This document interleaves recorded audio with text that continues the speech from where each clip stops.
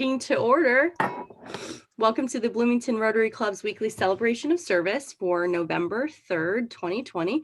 I'm your current president, Ashley Wesley. That's my new name as of Saturday. Thank you for being here. Michael, please show our flag graphic for 15 seconds of respectful silence. Please remain on mute and take this time to personally reflect.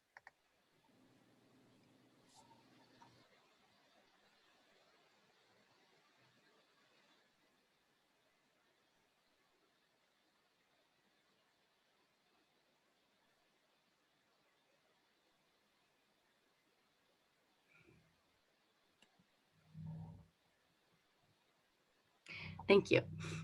Now I'd like to introduce Maren McClelland, who will be offering our reflection. Thanks, Ashley. Hi, everybody. It's so nice to see you all again. Today, I'm going to be reflecting a bit on the process, something that I learned before I went on my Rotary Youth Exchange. So before I went to Italy, Rotarians like yourselves gathered a group of students monthly, and they taught us different coping methods that we could use when facing cultural differences and language barriers. And one of those was called the 6 B's.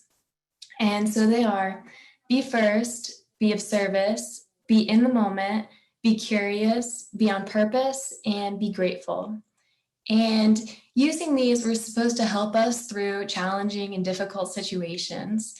And I remember the first time I used a be first, I was in my second day of Italian high school, and the students had introduced themselves to me, and I couldn't understand most of it, but I did understand one girl. She said one word, Calcinato, which was the town where I was living. And in that moment, I decided that I was going to ask her to go get gelato with me the next week so I could hopefully have a friend. And so I spent the next hour using my Italian to English dictionary to figure out the phrase. And then I spent the 3 hours after that double checking everything. And so the day after when class ended, I went up to her and I said, "Settimana prossima vuoi andare a prendere un gelato con me?" And I could tell that she knew what I said. And then I realized that she had to respond, and I had no idea what she would be saying. But thanks to the B's, I wasn't thinking about that. I was just thinking about putting myself out there and looking for opportunities. And we did end up going and getting gelato the week after, and I made a friend out of it. This year, it has been really difficult for me to use these, as it's been very challenging. But in preparation for this reflection, I was looking back on my 2020 diary entries, because it was my goal this year to write a bit more. And I wrote something that kind of shook me. It said, "I'm excited for the upcoming year. It will be a year of growth, change, and challenges." And then under it, I wrote a list of goals that I want to accomplish. And up until a few weeks ago, I had pretty much given 2020 a last nod, and I figured it was a waste of all of my time. But in finding this and reading everything that I wanted to accomplish, I realized that I did do everything on my list, just in a way that wasn't expected. I had a bit of tunnel vision about what the 6 B's should be. And so today, I'm just going to encourage all of you to look for something that you figured was lost in your life and use the 6 B's. Be of service, be first, be in the moment, be curious, be on purpose, and be grateful, to reclaim that for yourselves. Thank you so much, Maren.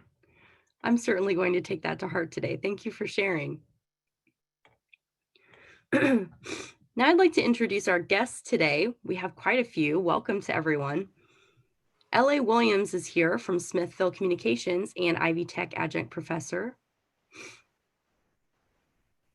Suzanne Owen has joined us, independent writing and editing professional and wife of the late Bloomington Rotarian Kent Owen. Welcome, Suzanne.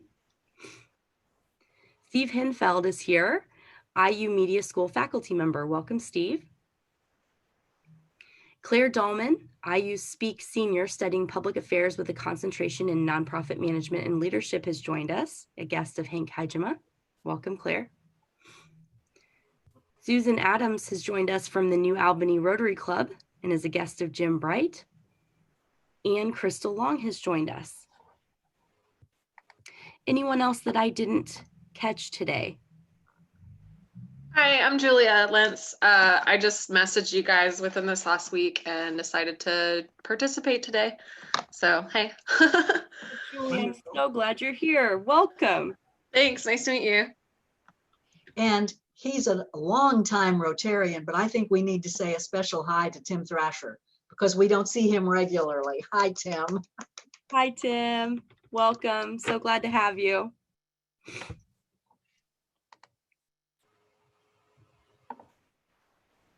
All right. I think that's all of our guests today. So welcome. And if you want to know more about Rotary, you can ask the person that invited you or anyone here. Thanks to our producers, Michael Shermis, Kyla Cox-Deckard, and Natalie Blaze this week for helping us run everything smoothly. And our roundabout reporter for the week is Owen Johnson. Membership anniversaries: Dick McCaig, 35 years, Jack McCrory, 34 years, and Phil Eskew, 39 years. Thank you so much for your service to Rotary. Phil Eskew, is that 39 years of perfect attendance? Actually, I joined in January, so my anniversary is this coming January, and that will make 40 years. So I don't know where you got 39 today, but I joined on like January the 11th or so, and I will certainly let you know. Okay. I hit 40 years of perfect attendance. What an accomplishment. Thank you. I think the date today is when you join the Bloomington Rotary Club, possibly. Possibly. We have some Rotarians in the news. Tim Jessen offered the column entitled "Hallowed Eve is Good Time to Restore Death as Part of Life" in the HT last week. His piece featured a discussion on hospice and conscious dying and information about Rotarian Joy Harder's training to become a death doula. You can check it out. It's a great read, and thank you so much, Tim, for offering that piece. Jim Bright was featured in a fabulous interview profile on People of IU. He was interviewed by Sankalp Sharma. Jim made a case for the incredible connections and advantages awaiting those who hold their end of the deal by attending IU with intention to get the most out of their experience. He also made a plug for Rotary, stating that Rotary membership opens many doors in the local community and globally. Congratulations, Jim. It was quite the feature and very, very well deserved. And now, Phil, would you like to share a quick toast announcement with us? Well, obviously the toast is this Friday at 7 o'clock. Those of you that have signed up should be getting information from Mandolin as to how to access the toast. I'm very pleased to report that we have 75 members of our club that have signed up. And so that's 70% of our membership. There's still time if you'd like to do this. So I'm very pleased to report that an overwhelming majority of our club has joined the Rotary Toast, which will really be special. So if you haven't signed up, there's still time. Thank you. Thanks, Phil. You can get a ticket by midnight tonight at rotarytoast.com to receive a charcuterie board with your viewing. If anyone is, How do we do that? What is that? The charcuterie board. Did you already have a ticket, Charlotte? Yes, I have a $100 ticket. Charlotte, I'll be happy to pick that up for you and drop it off. I'm going to do that for some other friends as well. So I'll drop it by your place on Friday, late afternoon or early evening. Awesome. Thank you.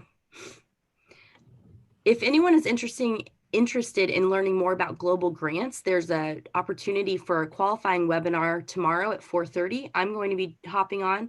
If you'd like to join me, let me know today.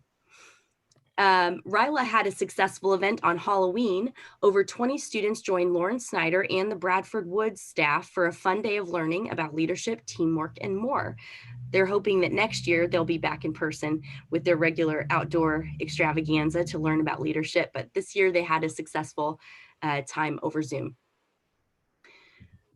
We have two sad pieces of news to share today. Jim Shea's mother, Mary Helen Shea, passed away on October 30th at the age of 93. Our condolences to Jim and his entire family. He's in our thoughts and loved deeply by your Rotary family. Also, immediate past President Aaron Davis's younger brother, Gary, passed away on October 31st at the age of 66. Aaron, we're deeply sorry for your loss and are holding you and Martha and your family in our hearts today and always.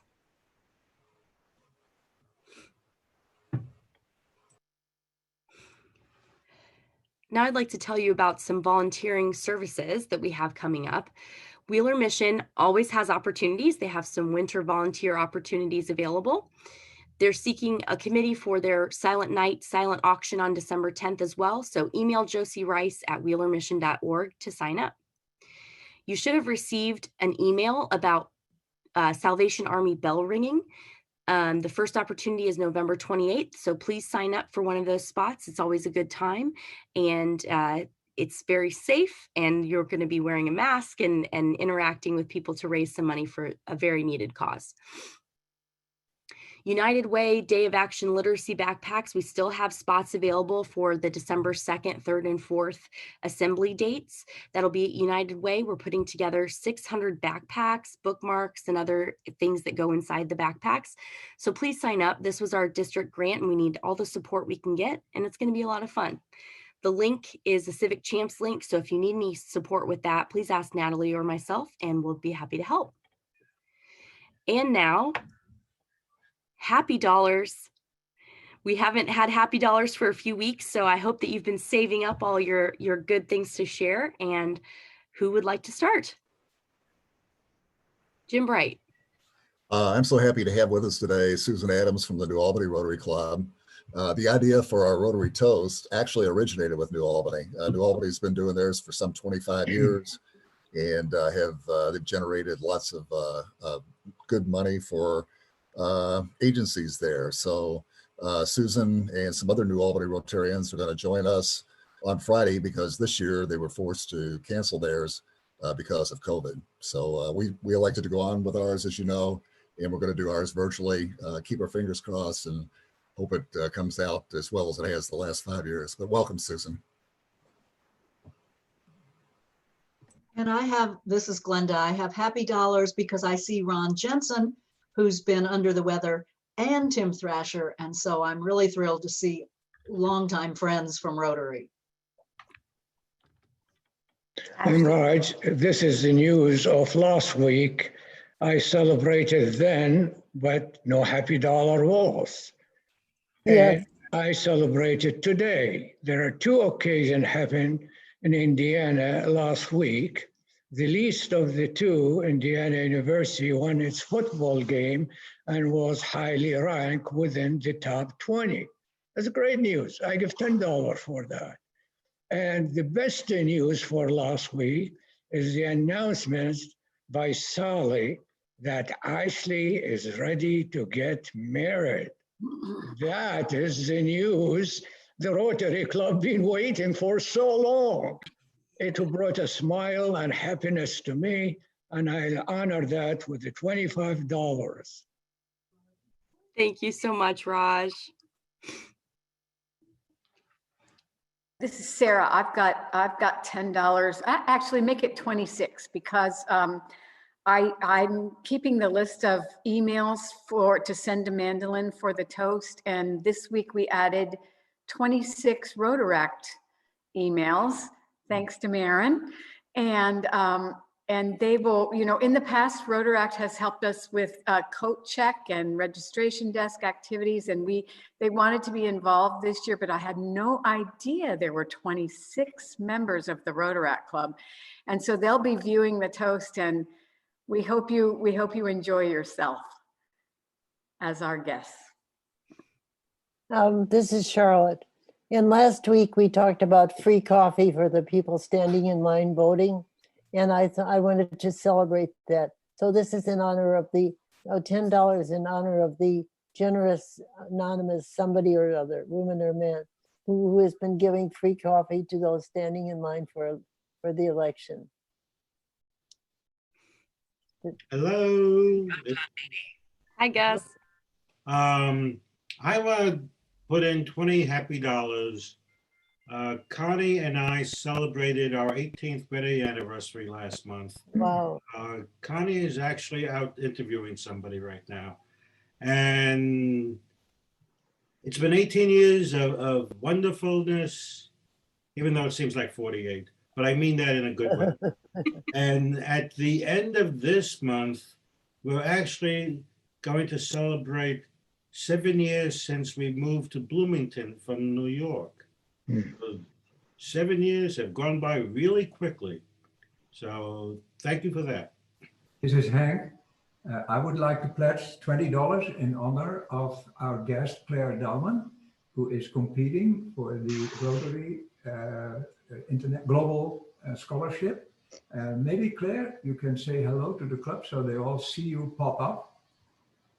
If you unmute yourself. Sure. Yeah. Thank you so much, Hank. And hi, everybody. I'm Claire. It's so great to be here and get to know more about you. Yeah. Thank you. By the way, Claire last visited us when we had another really good speaker, and that was First Lady Laurie Burns McRobbie. It was back on February 25th. And of course, about 2 weeks later, we shut things down. We've been meeting by Zoom ever since. But I know Claire joins me and looking forward to hearing today's speaker, fellow Rotarian Judy DeMuth. So welcome, Claire. Ashley, can I say something? Yes, of course. I'd like to give a happy dollar to announce that my granddaughter Harper is going to be a big sister around May 5th. Oh my gosh. Yeah. Congratulations, Grandma. I was busy now. Well, we'll try not to give you too much to do. Congratulations. Any other happy dollars? All right. Thank you, everybody, for sharing. It was good to be back in the happy space. So we'll make sure we have that every week unless we have a really packed agenda. Without further ado, I would like to introduce Michael Shermis to introduce our speaker for today. Wonderful. Great. Thanks, everybody. Oops, I lost my... Suddenly you lose things when you have too many screens open at one time, and that's just what happened to me. Hold on just a second here. And it's still gone. Okay. I'm not panicking. I promise I'm not panicking. Are we losing Judy? Is that what it's saying? Yeah, just a second here. I'm just not sure why my machine went crazy. Michael, this is Judy DeMuth. I'll be glad to introduce myself. How about that? Yeah, I just lost it, but I was going to say all sorts of good things, but I had them written down. Yeah. Please do. I'll tell the real story. Okay, thank you. Really, what a pleasure. Ashley. Can you hear me? Yeah. Okay. What a pleasure to be here today. I've had the great honor of serving as your superintendent for 10 years now. It's hard to imagine. Time has just gone by so quickly. I've been a longtime educator. I'm starting into my 45th year. And I can honestly say that the topic I'm going to talk with you about today is probably the most difficult situation I've ever handled in 45 years. And I think we can all say that, if it's from just a personal perspective and or a job perspective. It's been extremely difficult for everyone, and particularly for our families and our children. And I think that's what has made it so difficult. And I'm going to come back to that just a little later, because I want to stress the importance of the decisions we made and the stress that we were under, and why I think this is probably the most challenging and difficult decisions that we've had to make, or I've had to make. So on Friday, March 13th, Indiana Public Schools were basically shut down. We could have stayed home open another week or so, but in conjunction with the Monroe County Health Department, felt it in our best interest, and particularly the safety interest of our children and our staff, that we shut down. And we saw that all across the world, in the United States, obviously. From March to May, do you want to go ahead and show the screen? We're going to share a screen here and try to go through a timeline with you. But Michael, can you control the share screen piece? You have the ability to share screen right now, Judy. There you go. Thank you.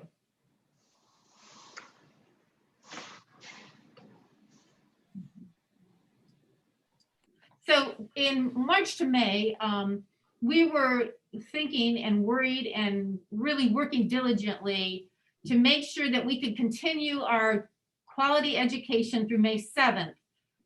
We had changed our calendar a little bit and made a decision that because of the taxing situation that this whole thing had put on our families, our teachers, we were going to go ahead and complete the waiver process that the state allowed us to have to complete the year May 7th. What we had to do in that time period of closing down and then starting online education was basically revolutionize the way teachers taught, the technology teachers used, how we fed children, and how we dealt with children at a social emotional level because of all the confusion and concerns that our families had.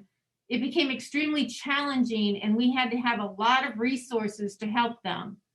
So as you can see on the screen, computers, iPads, hotspots, bus Wi-Fis, we had to make sure that every child had access to continue their education. We made major purchases quickly. We harassed providers to get all of the technology we needed. Many of our children did not have technology and could not access us. So we needed to put our buses in strategic places with Wi-Fi, and then also to provide what's called MiFis, so they did have that touch point or that access point. Now, interestingly, we learned a lot, because what we realized was that if there isn't a tower in the area, we can have as much Wi-Fi's, hotspots, and everything else, but if there's no tower, we can't connect. So for those children, we had to work directly by phone, and that's pretty much what we did to supply their education. The food piece became very big because, as most of you know, many of our children rely on us for breakfast, lunch, backpack buddies over the weekend, and we had to quickly put that all in action so that we could make sure that our families and our children were fed. We did that within a week of being closed down.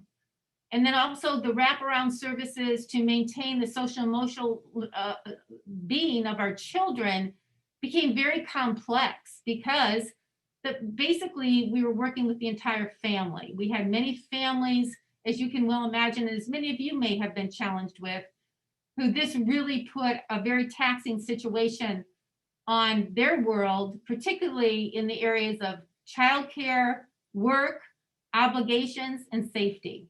Okay.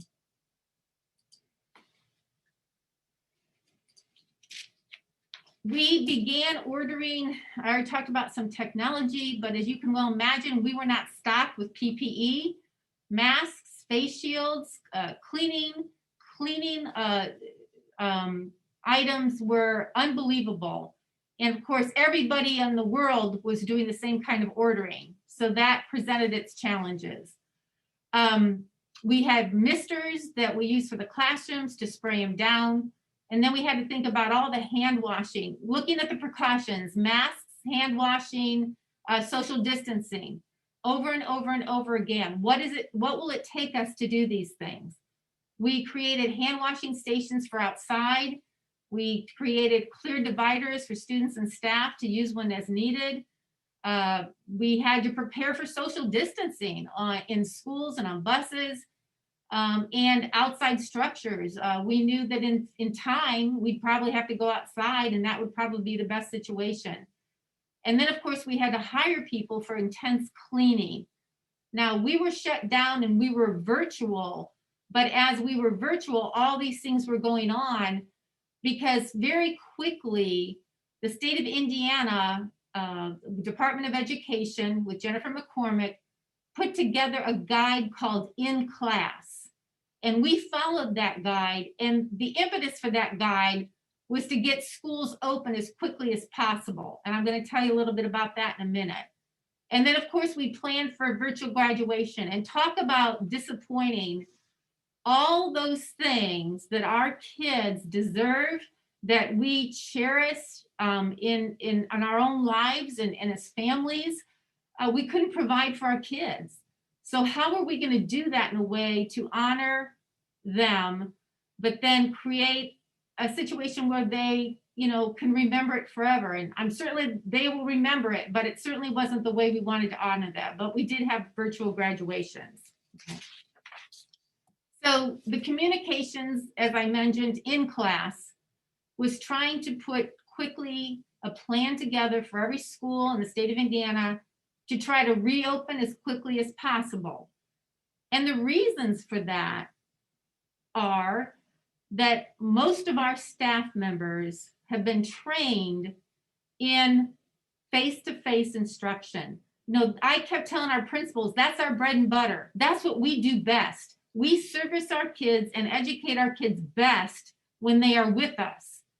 And so In Class was, kind of helping us, guide us in terms of putting a process and a plan together to keep our students and staff safe.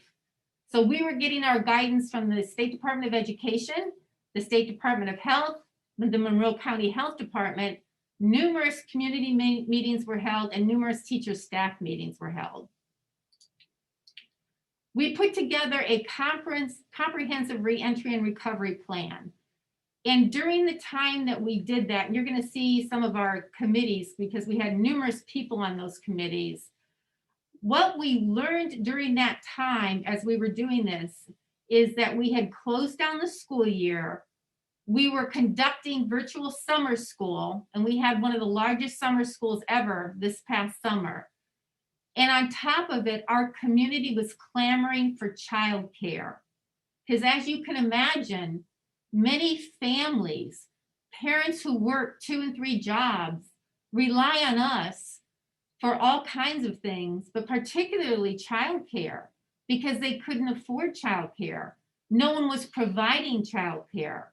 Our buildings were closed by the state through August 1st. So we could not provide childcare. I sat week after week, and sometimes twice a week, talking with community partners about how we could put child care together for people, because we had a lot of people who had to work, had to go back to work. All of our health professionals needed child care. Many of our companies were open, and then stores started reopening, and all those folks needed child care. And it was probably one of the most difficult things I did was to listen over and over to the need for childcare and not be able to provide it.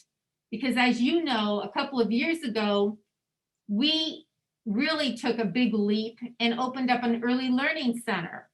So we opened up a center that takes children 6 weeks to the age of 5.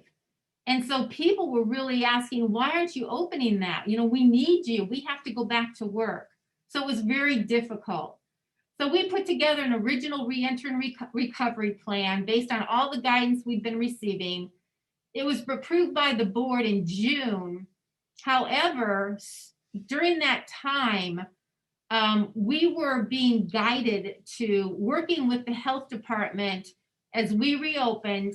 And when we had COVID cases, we would work with them to make a decision on how to handle the COVID case and the close contact. Soon after, the state announced that they were going to provide, or they were going to do contact tracing. We didn't even know what contact tracing was. And that was when there was a COVID patient that we assumed the state was going to do the tracing. But quite frankly, what has happened is when there's a COVID student or staff member, we do the tracing. And I'll talk about that in a minute. So we came back with a metric that met the needs of the people who were telling us you've got to have something in black and white, so to speak, that people can understand when you're going to go to everybody online for learning, when you're going to do a hybrid, which means we were alternating children in and out. You may go to class Monday, Wednesday, and Friday and be online Tuesday, Thursday, and or when all students would return. So we had to do a lot of work between June 30th and July 28th to come up with a metric that could be seen or visual, people in the community could understand how we were making our decisions. The reentry plan was really focused on keeping students and staff safe. That was our main goal. That continues to be our goal.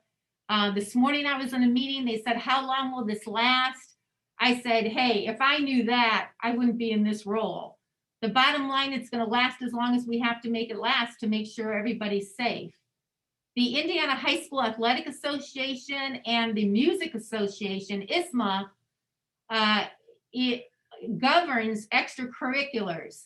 And as you can well imagine, as the school year began, there was this big push to make sure our kids were involved in those extracurriculars, which became very difficult because we were trying to open up schools and knew how much work and effort it took to do that, and just couldn't fathom having kids in athletics and band and orchestra and band and choir.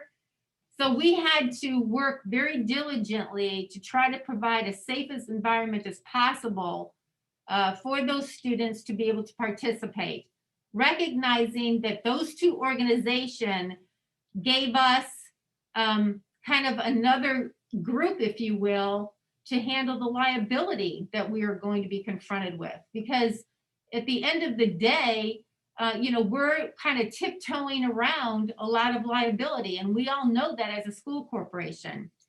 So again, contact tracing became our responsibility, which means when we have a COVID situation, a person, a student, a staff member who has a designation as being COVID positive, then what we do is I've got 4 nurses at most of the time, who work 7 days a week to then trace who was near that COVID positive person. And that, if you back it up, what we've done is every classroom, every place students are, we have seating charts. We know what students seat and where at lunch. We know where they are as they go to the restroom. We have to monitor them because if we do have a COVID positive situation, we have to be able to know who was near that staff member or student. So as you can well imagine, it's very controlled. It's taken a lot of time for the planning. We control students walking down hallways. Social distancing is critically important, as are masks, and then continual hand washing during the course of the day. The metrics committee, as they put this metric together in that 4-week time span, met weekly, and we continue to monitor the metrics daily. Although for the public, you'll see we'll have a major meeting like every 3 weeks or so to reinstate the current metric and or move forward in a different learning path. The metrics committee was comprised of the number of people that you see. And one addition to that we're really proud of is that Dr. Box, you see her, you saw her on TV weekly, you still do. And Dr. Weaver, who is the doctor who oversees the entire state, joined on with us because of the complexity we were experiencing with people being upset with us about not acknowledging Indiana University tests or acknowledging their tests. And there was a lot of rhetoric about that and what we should be doing. So they joined on with us to help guide our processes. The plan was finally approved in August. We delayed the start of the school year till the 12th, and we started online. We moved to a hybrid online and in-person options on the 8th. So people could, we tried to get as many people as possible in the hybrid model. Many of our families chose online, and then we did have some in person.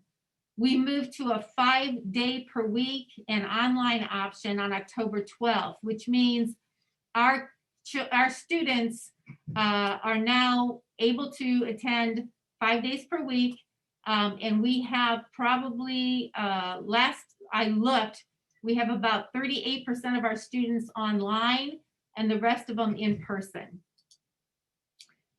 The guidance, as I said, came through many, many areas, and I can't say enough about all these folks that you see in front of you because we had a lot of great input into our plans.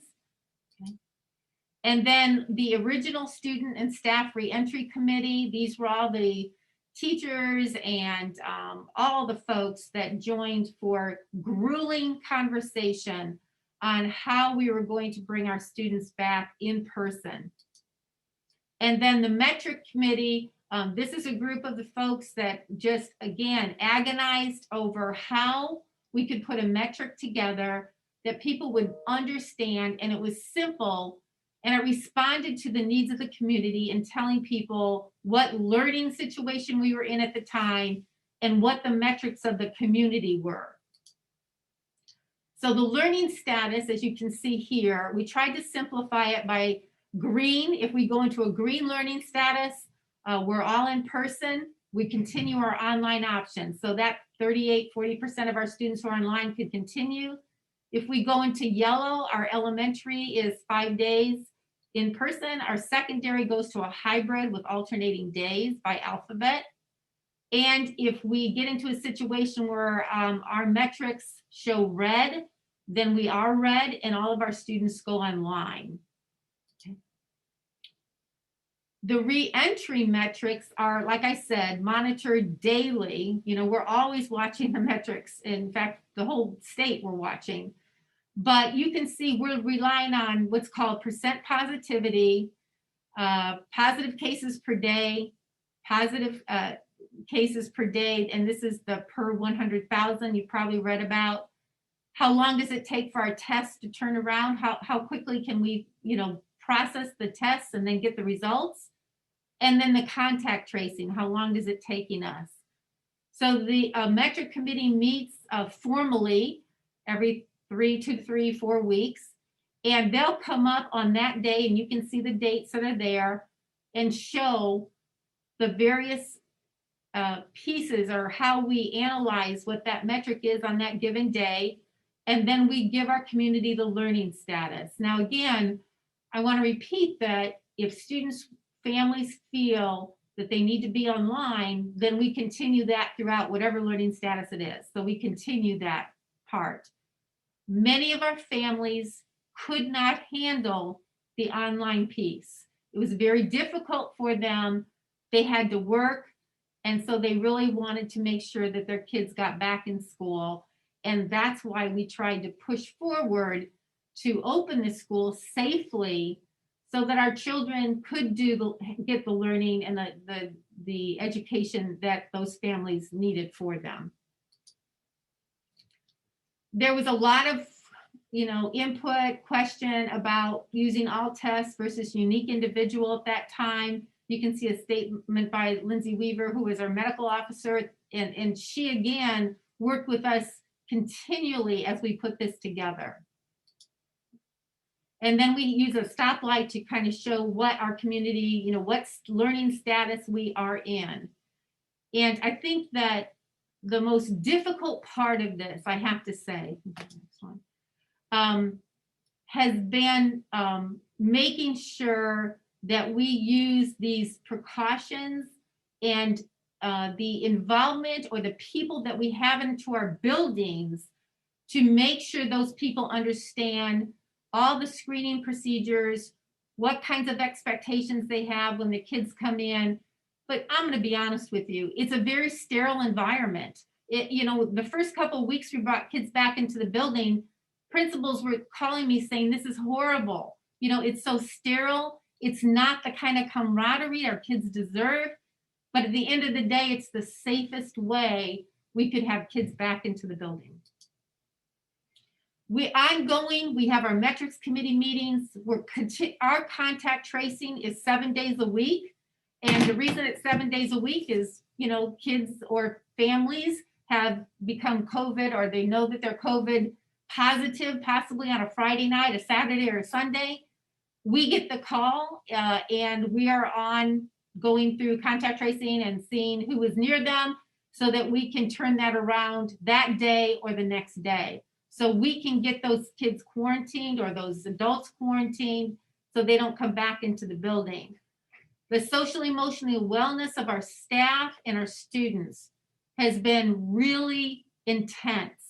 As you can imagine with your families, you know, there's just a lot going on, and we had to make sure that we had our support structures in place to handle our kids and our staff members, quite frankly. Because as most of you probably know, I think that's what's made this decision the hardest I've ever experienced. Typically, we'll say things like, we're going to do our very best to make sure our students and staff are safe, that they feel that they have a real onus in the school corporation.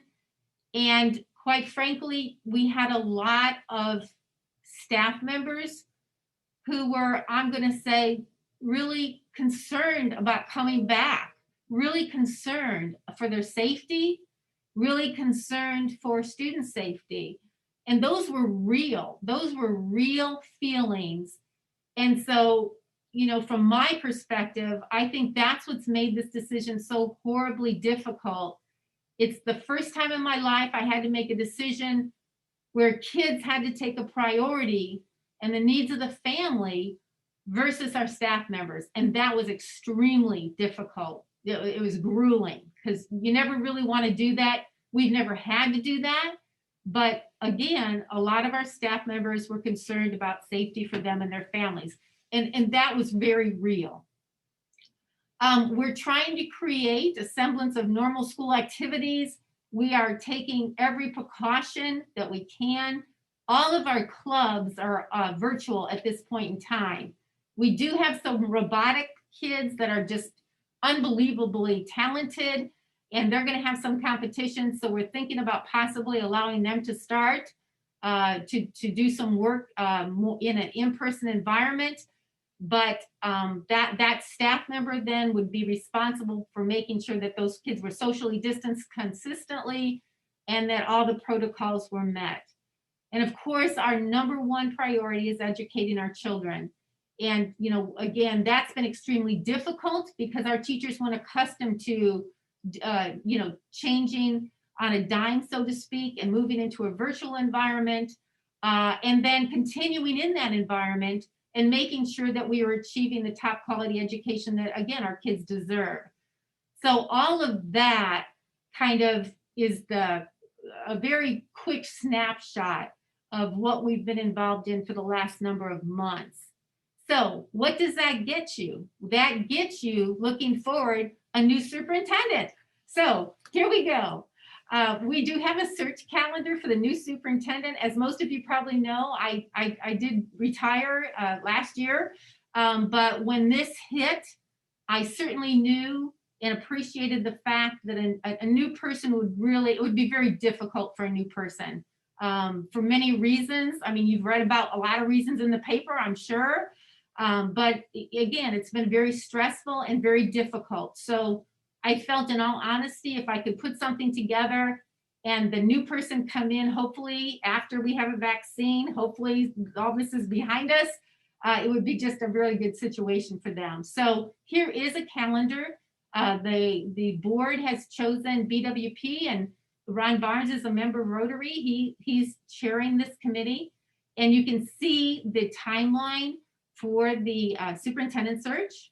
You can see the interview date, so beginning of December. So if you have any folks that you know out there that would like to apply for this position, it's the best in the state, please do encourage them to apply. And then we also have our desired qualifications. All this is on our website for the new superintendent, and you can kind of take a look at those as we move through those. But again, it's a fantastic position to be in, a wonderful community, as you all know, and it's really because of people like you that make it that way. But again, this has been a very challenging time, and again, keeping our children and their needs for education and their family needs has been our top priority. And so with that, then we'd like to try to show a video real quickly here, because our teachers have really gone to the mat on this. They have worked extremely hard. It's been unbelievable what they've had to do, and we can't thank them enough.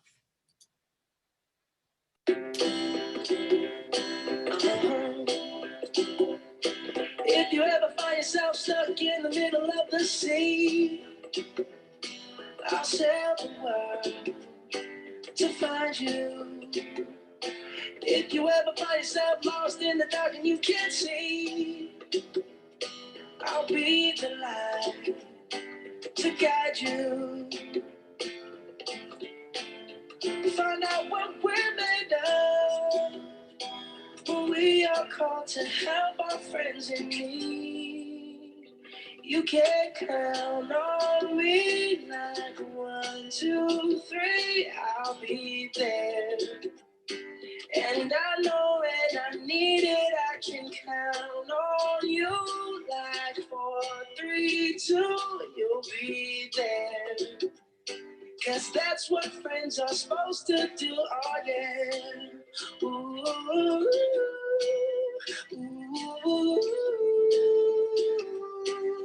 yeah. If you're tossing and you're turning and you just can't fall asleep, I'll sing a song beside you. And if you ever forget how much you really mean to me, every day I will remind you. Oh, find out what we're made of, when we are called to help our friends in need. You can count on me like 1, 2, 3, I'll be there. And I know when I need it, I can count on you like 4, 3, 2, you'll be there. 'Cause that's what friends are supposed to do, oh yeah. Ooh, ooh, yeah.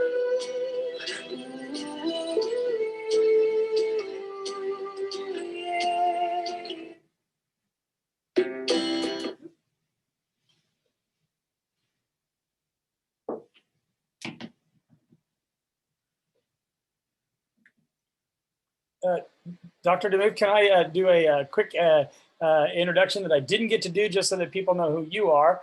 So Dr. Judith A. DeMuth has been superintendent of the Monroe County Community School Corporation for 10 years. While there, she has lots of accomplishment in expanding the curriculum to include a focus on science, technology, engineering, arts and math, foreign languages, dual immersion programs, a performing arts academy, in support of an environment, art, resources, and health school. New Tech Academy was transferred into the Academy of Science and Entrepreneurship.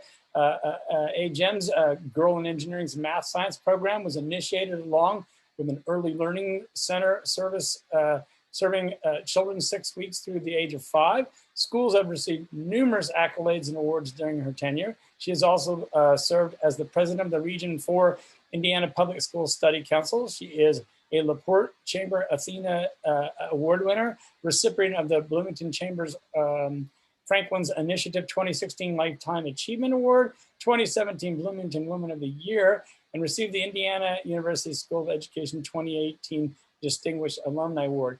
My question to you is, what are you going to do to follow all this up in retirement? Well, make no, seriously, it's such an honor to have been here. I'll miss all the people, all the kids, all the activities, but I'm really looking forward to, right now I have 6 grandchildren. I'm hoping for more.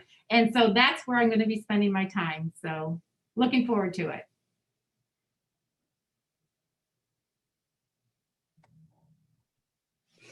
Thank you so much, Judy, for sharing that wonderful presentation. Does anyone have any additional questions for Judy? There are a couple in the chat, Ashley, in case. Okay, I see one here. The swimming world has seen numerous articles about the fact that the Indiana Swim Club is not able to use the Bloomington South Pool, although other swim teams have been able to use high school pools in Indiana. Why has the MCCSC policy been different? So one of the things that we did pretty quickly on was working with the health departments, and particularly with the state. They went into really a lot of information about trying to keep kids self-contained in small groups. And so those children are, during the course of the day, in the same groups as much as possible. We closed our doors to parents, to visitors, and to all outside groups. Because of the extensive cleaning that has to be done, we just could not afford to have outside groups using our facilities when we had to make sure that they are really just in the top-notch cleanliness of all when we bring our children back. And that has become 7 days per week. Like I said, we're contact tracing, we're working with COVID. And so we could not open facilities to any outside groups because, quite frankly, we've not opened our facilities up to our inside groups yet. So we're controlling this. Our parents are counting on us. Our families are counting on us to keep those kids safe and our staff members safe. And we've taken that very seriously. Thank you. Michael, I don't see an additional question in the chat. Do you have one? Yeah, I got a couple that came to me. One from Jim Bright. Thank you for your partnership with Rotary in support of Teachers Warehouse. Your thoughts about the value of Teachers Warehouse to students and teachers? Oh my gosh, incredible. I remember I was superintendent at Richland Bean Blossom when that just opened, and what a fantastic idea. And it really came to fruition, and Rotary, in supporting it these last number of years, has just been, I can't tell you the money that our teachers save, the creativity that they are instilled with when they just walk through the warehouse, because they get all kinds of great ideas from all the things that are there. And so it's not only been like cost saving, but also you've inspired teachers to use the things that were there to do really creative things in the classroom. So thank you. And while we transition, which I assume you're going to do in a second, Ashley, you should read all the comments in the chat, Judy, because they are quite nice to you. Well, thank you. That's very kind. Thank you. Yes, absolutely. Overwhelming support and gratitude for your leadership. Thank you. Do you have a few moments to stay after for any additional questions? Yes, sure. Okay, great. As you, in honor of our presentation today, we'll be giving a donation to Amethyst House in your name. So thank you for speaking to us. And I want to give an update about what next week's program is going to look like. On November 10th, we have the Business Outlook panel here on Zoom, but it will be a different link. So don't come to this link to join our Rotary meeting. It will be the Business Outlook panel. You'll receive the information to log on in an email this week. It'll also be in the roundabout, and you'll receive another reminder next week. So you'll have plenty of opportunities to get the correct link for our meeting next week. But it's going to be a fantastic event where we're going to hear about the current affairs in Bloomington and the world beyond. So please join us next week and look in your email for those reminders. Michael, will you share the four-way test graphic so that we can recite that together?